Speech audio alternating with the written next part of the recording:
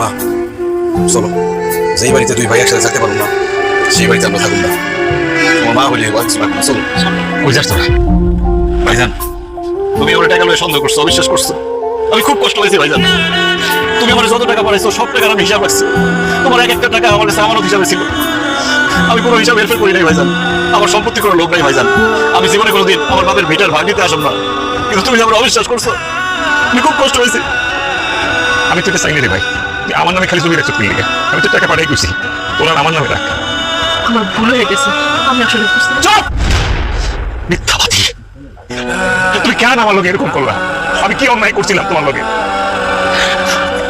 তুমি মানুষের মধ্যে করো না, তুমি একবারের জন্য আমার বোঝার চেষ্টা করো না। আমি খাইটা খাওয়া একজন মানুষ, আমি যে প্রবাস জীবন কাটাইতেছি, আমি শরীরের রক্ত পানি করা টাকা দিয়া আমি সুখ খুঁজে বেড়াই, আমি তো এরকম একটা মানুষ।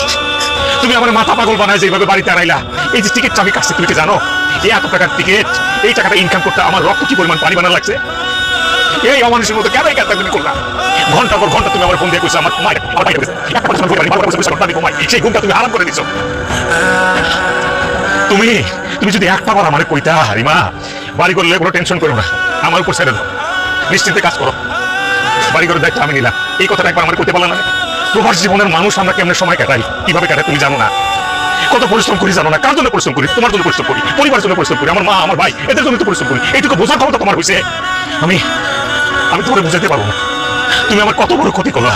আমি কি অন্যায় করছিলাম বলো? তুমি আমার সোজা সাপটা কইটা আমি সম্পত্তি তোমার, আমি সম্পত্তি কোথায় কি লিখে দিতে হবে বললো আমার, আমি লিখে দিয়ে দেবো, আমি থাকবো না তোমার লোকে। আমার লয়ে যা, আমি তোকে লয়ে যাবো। ও মা, মা আমার পালে চলে যায় না। আমার ভুল হয়েছে, বিশ্বাস করে আমার ভুল হয়েছে, আমার মাফ করে দাও।